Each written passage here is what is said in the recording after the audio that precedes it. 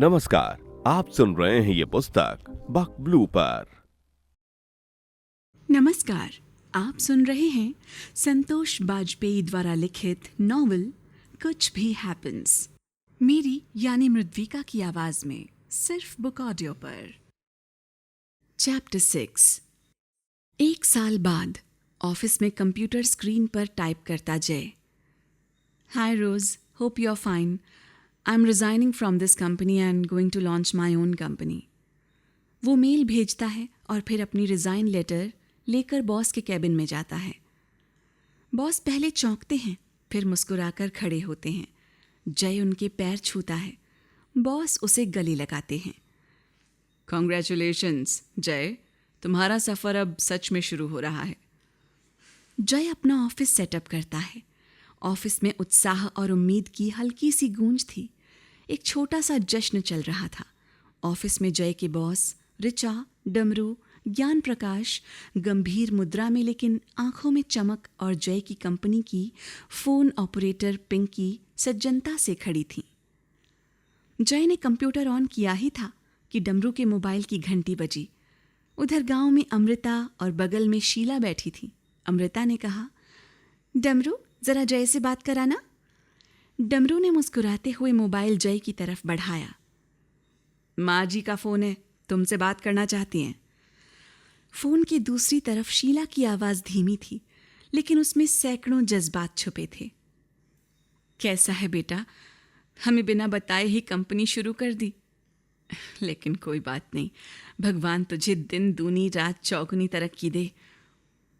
आखिरी शब्दों में उसकी आवाज कांप गई, जैसे आंसुओं ने उसे घेर लिया हो, लेकिन फिर भी उसने अपने भाव छुपा लिए।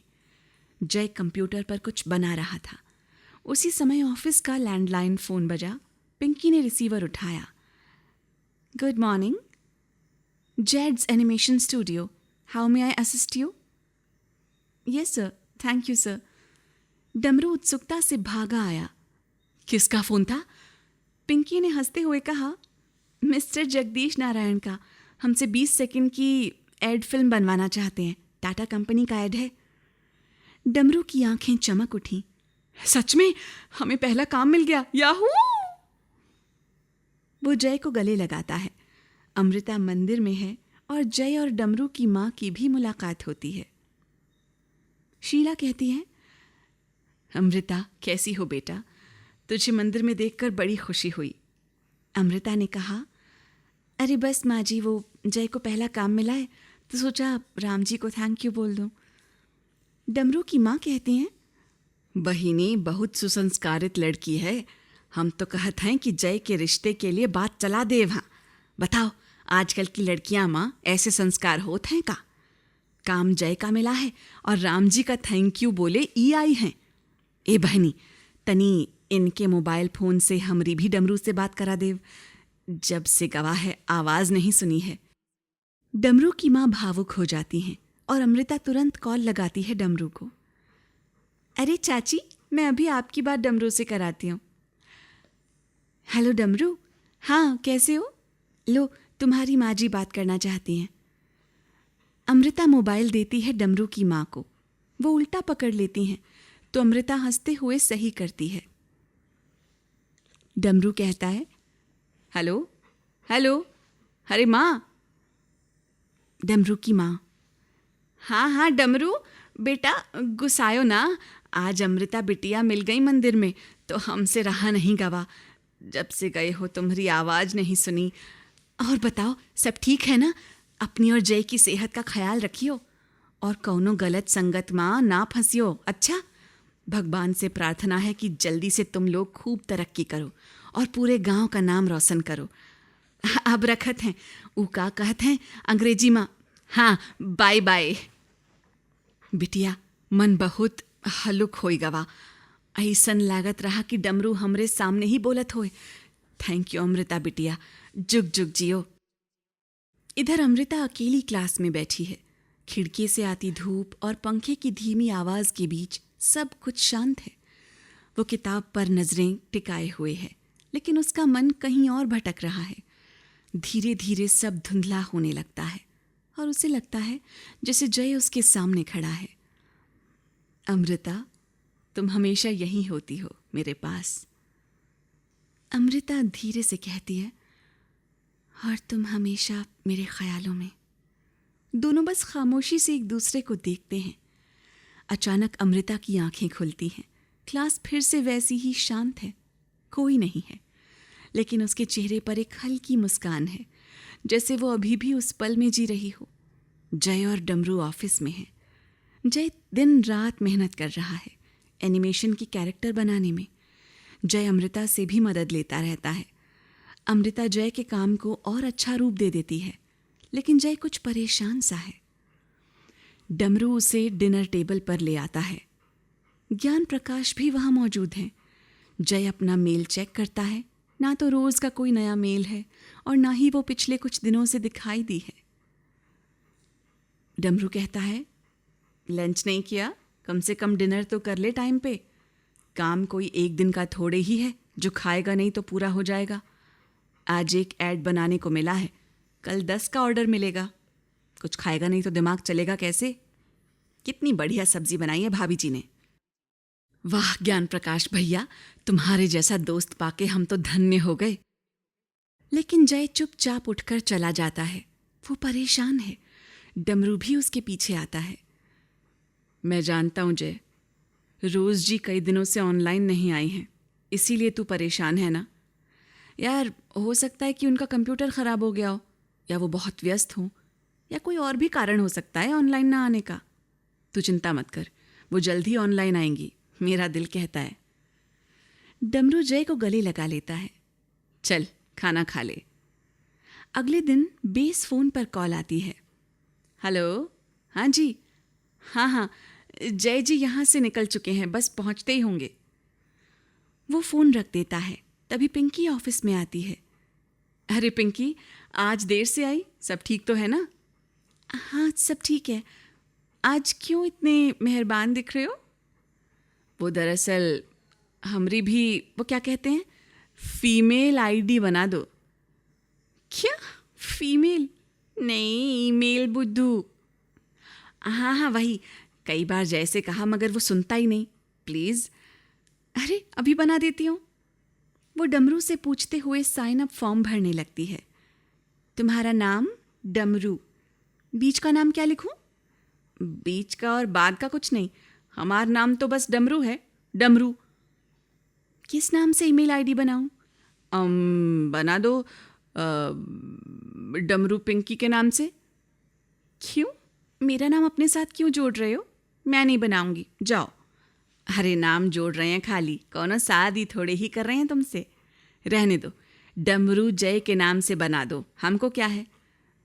नहीं ठीक है, damruPinky@gmail.com।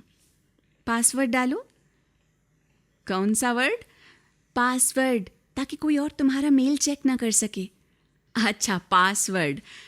डमरू कीबोर्ड पर बटन दबाता है और पिंकी अपना मुंह दूसरी तरफ घुमा लेती है। अरे तुमने मुंह उधर क्यों घुमा लिया? किसी का पासवर्ड नहीं देखना चाहिए। पेट्स नेम, किसी जानवर का नाम? अरे ई का है? अरे ई इसलिए कि अगर तुम पासवर्ड भूल जाओ तो याद दिलाने के लिए। अच्छा लिख दो राधा, हमारी भैंसी का नाम है। डेट ऑफ बर्थ, जन्मदिन। राधा का जन्म कब हुआ वो तो अम्मा से पूछे का पड़ी। अरे भैंसी का नहीं, तुम्हारा जन्मदिन। अरे ऐसा बोलो, लिख दो 18 दिसंबर 2001। इधर जय मिस्टर जगदीश नारायण के सामने बैठा है। जगदीश नारायण उसके काम को देखकर बहुत प्रसन्न है। शाबाश मेरे बेटे, मैंने जैसा चाहा था तुमने ठीक वैसा ही बना दिया है। मैं तुम्हें एक और असाइनमेंट देना चाहता हूँ, लेकिन इसके लिए शायद ज़्यादा मैन पावर की ज़रूरत होगी। क्या तुम कर सकोगे? और हाँ, इस बार समय भी कम है। जय लिखते हुए, क्या आप मुझे उसका एक ब्रीफ दे सकते हैं? जगदीश नारायण उसे असाइनमेंट का ब्रीफ थमा देते हैं। जय उसे पढ़ता है। मुझे थोड़ा समय चाहिए। ठीक है, मैं इंतज़ार करूँगा। पिंकी बेस फ़ोन पर अमृता से बात कर रही है। गुड इवनिंग मैम, मैं पिंकी बोल रही हूँ जैड्स एनिमेशन स्टूडियो से। असल में मिस्टर जय आपसे ऑनलाइन बात करना चाहते हैं। अमृता अपनी स्कूटी पर है, अपने इंस्टीट्यूट के पास। ठीक है, उनसे कहिए कि मैं 5 मिनट में स्कूल पहुंचकर ऑनलाइन आती हूँ। जय अमृता से ऑनलाइन बात कर रहा है। उसकी आंखों में उत्साह है, लेकिन माथे पर जिम्मेदारियों की रेखाएं भी। मुझे इस प्रोजेक्ट के लिए बहुत सारे लोगों की ज़रूरत पड़ेगी। अकेले संभालना मुश्किल है। मैं साथ हूं ना, और ऋचा की मदद क्यों नहीं लेते? इधर जय जगदीश नारायण जी के ऑफिस में बैठा है। वहां एक सुकून और आदर से भरा मौन है।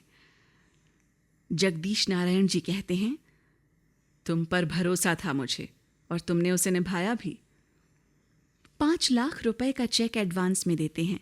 जय चुपचाप झुककर उनके पैर छूता है। जगदीश नारायण जी उसे गले लगाते हैं, जैसे कोई पिता अपने बेटे को आशीर्वाद देता है। एक कोने में खड़ा निखिल ये दृश्य देख रहा है। उसकी आंखों में ईर्ष्या की हल्की सी चमक झलकती है। इधर रात का समय है। जय अपने ऑफिस में डमरू से बात कर रहा है। दोनों की आंखों में थोड़ा सा भावुक क्षण तैर रहा है। जय कहता है, डमरू, अमृता वहां अकेली है। मुझे जरूरत है कि तू गांव जा। डमरू ने कहा, मुझे मत भेज यार, तू जानता है मैं कैसे। जय बोलता है, तू ही है जिस पर मुझे भरोसा है। डमरू कुछ पल चुप रहता है, फिर हल्की मुस्कान के साथ कहता है, चलो यार, तू अपना ख्याल रखना, और अब से मैं तुझसे अपनी मेल आईडी से मेल करूंगा।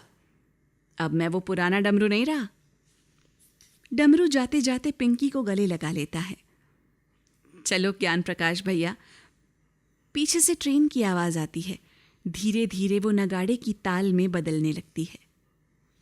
इधर गांव में भीड़ जमा है। मंच पर डमरू माइक संभाले हुए है। घंटू, नेता और ननकौ भी उसके साथ हैं। डमरू का चेहरा जोश से चमक रहा है। सुनो सुनो सुनो, ये कोई खेल तमाशे की उद्घोषणा नहीं है। ये मौका है अपनी किस्मत बदलने का। स्वामी विवेकानंद कंप्यूटर स्कूल की तरफ से आप सबके लिए एक सुनहरा अवसर है, कंप्यूटर सीखने का और साथ ही कमाई करने का भी।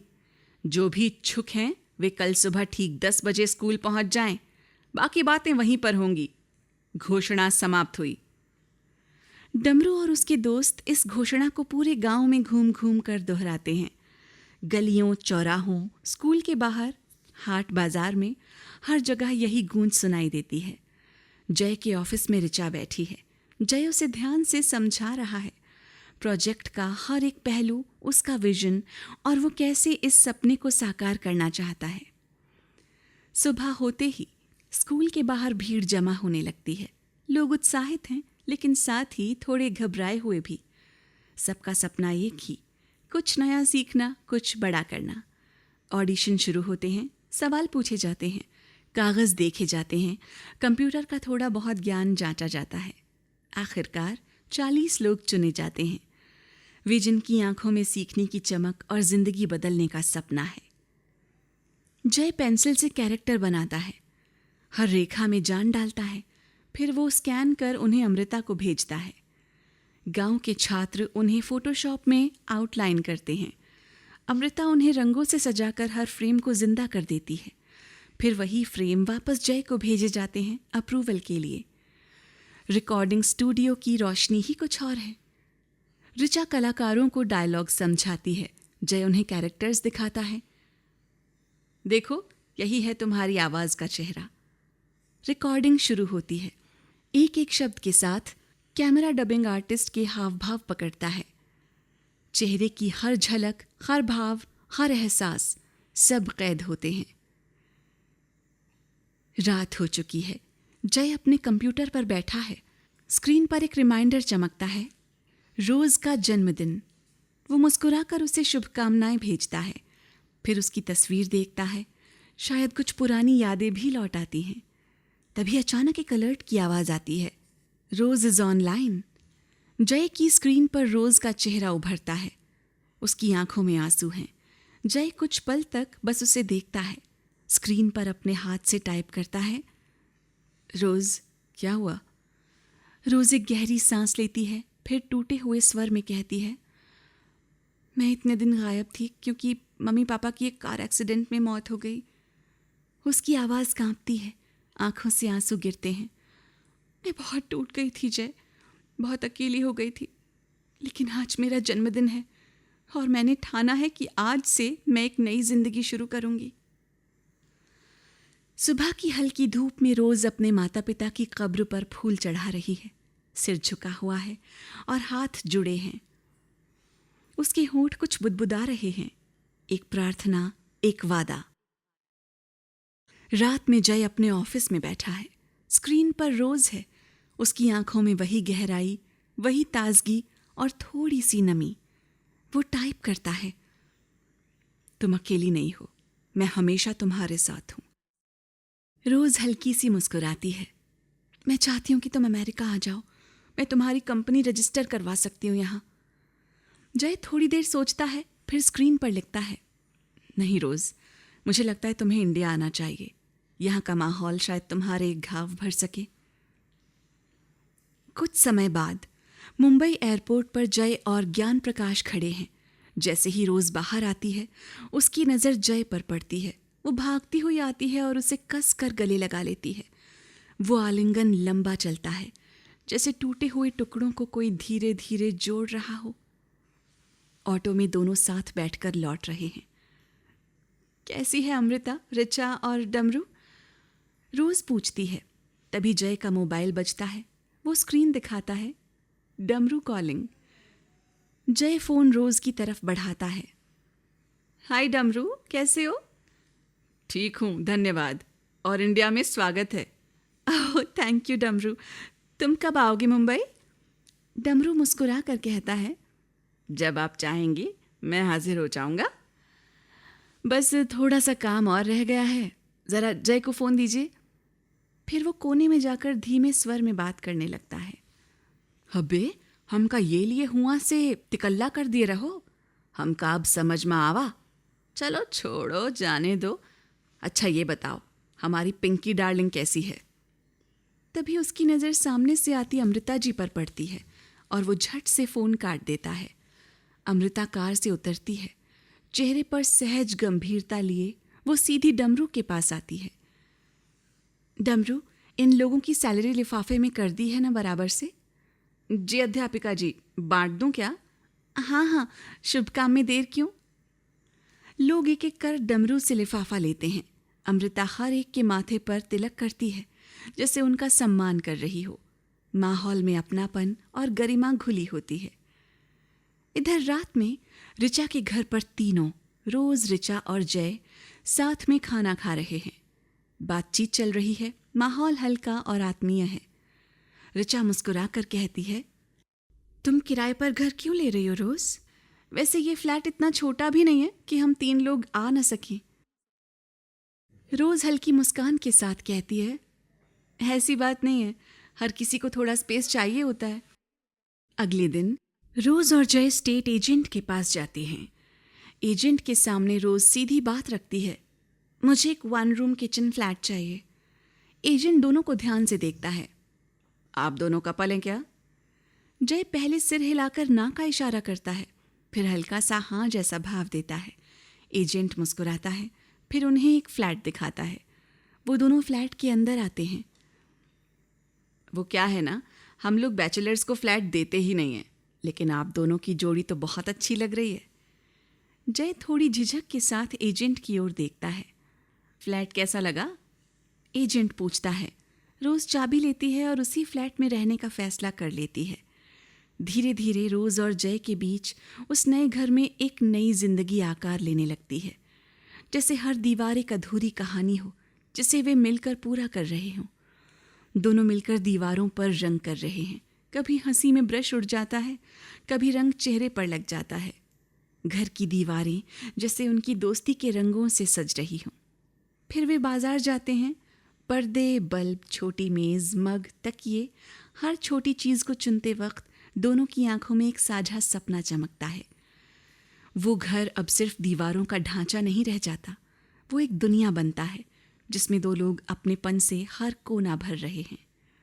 आखिर में वे एक म्यूजिकल इंस्ट्रूमेंट्स की दुकान में होते हैं।